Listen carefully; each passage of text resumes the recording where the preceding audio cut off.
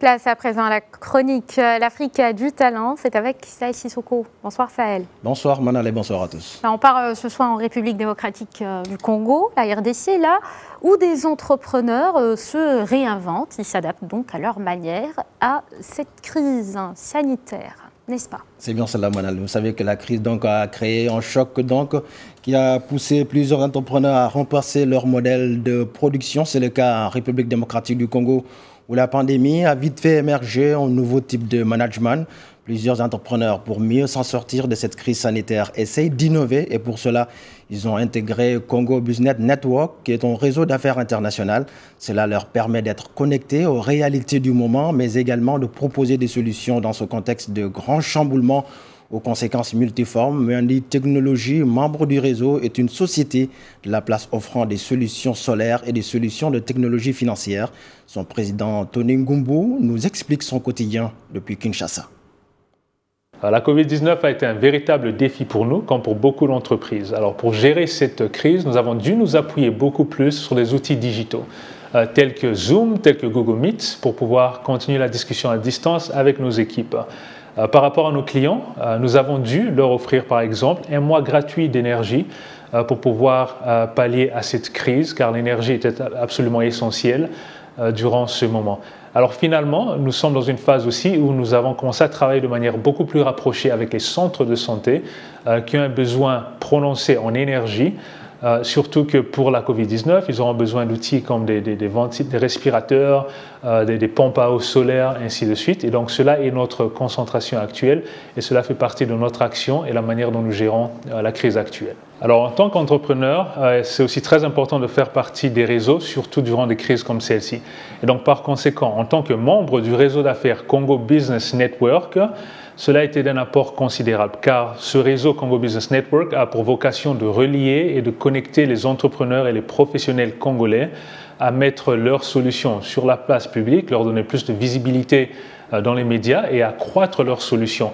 Mais c'est un réseau où il y a un transfert de connaissances, un transfert d'informations assez important.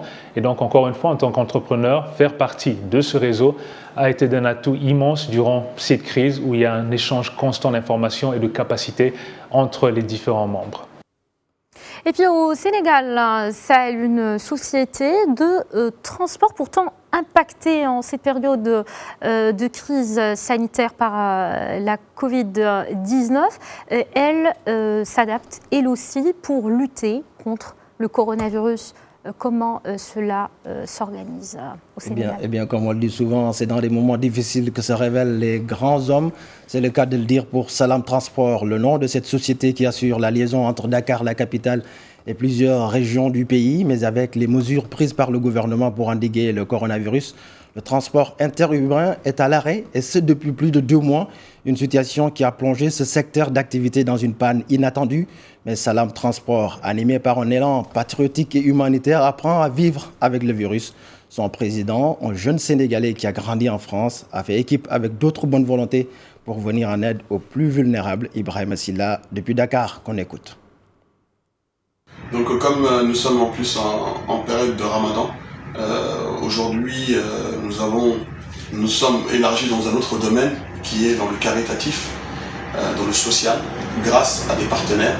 Donc je voulais remercier aujourd'hui Amana Project, ainsi que des donateurs privés, notamment Samir Kerouar, qui ont fait énormément de dons et qui ont sollicité Salam Transport pour essayer vraiment de s'organiser pour pouvoir dispatcher ces dons-là à la population sénégalaise, que ce soit des savons, que ce soit des kits alimentaires, tout ce qui est dans le domaine du Corona et du Ramadan ont été réunis en un seul don pour pouvoir vraiment aider les familles à passer une excellente fin de Ramadan dans la sérénité et dans la dignité. Et je veux également saluer les différentes associations qu'on n'entend pas forcément parler, mais qui font un travail remarquable, qui se battent jour après jour, qui se battent tout au long de l'année, notamment Tamba Espoir, pour les connaître personnellement, qui font un travail vraiment remarquable et qui se battent vraiment pour la population sénégalaise, pour que les gens puissent vivre vraiment dans la dignité. Donc je tenais vraiment à les remercier. En tout cas, c'est ce que nous sommes en train de faire pour l'instant,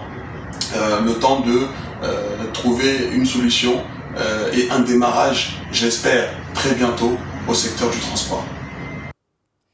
Et puis, un peu d'humour dans ce monde impacté par le coronavirus. Voici l'image du jour. Taxi! Ouais! Oh! Léo! Comment tu vas, moi? Mais ça va, moi aussi là! Ça va, mon gars?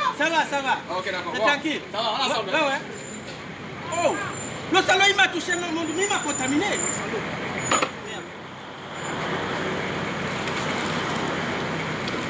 Tu viens toucher les gens, tu ne vois pas que les mesures barrières. Tiens, comment? Hein? Regarde-moi quelqu'un. Tu viens embêter les gens, tu fais comme si tu faisais. Regarde les choses comme ça. En fait, dis-moi, tu donnes le numéro, non? Parce que le piège, c'est ça te joindre. C'est pas le numéro, non? On a besoin de toi, mon frère. Merci beaucoup, tu es frangin. Merci. Le salon, et après, il vient me toucher, il ne voit pas les mesures barrières. C'est un anjan. Tu viens me toucher, tu ne sais pas qu'il y a les mesures barrières. Tu es malade. Regarde-moi quelqu'un comme ça là. Tu viens me toucher pourquoi? Regarde-moi quelqu'un. Je ne comprends pas comment toi tu es. Les gens ne peuvent plus respecter les mesures, ça ou quoi ça? Oh. Tu viens toucher les gens comme ça. Comme oh, Tata Molina! Tata, c'est l'anniversaire de maman le soir, il faut passer en cage. Regarde comment elle vient me toucher, mal. Tu viens toucher les gens, les mesures barrières, vous ne connaissez pas les mesures barrières, ça devient quoi? Tu viens embrasser les gens comme ça, les mesures barrières, c'est quoi? Non, moi je suis parti.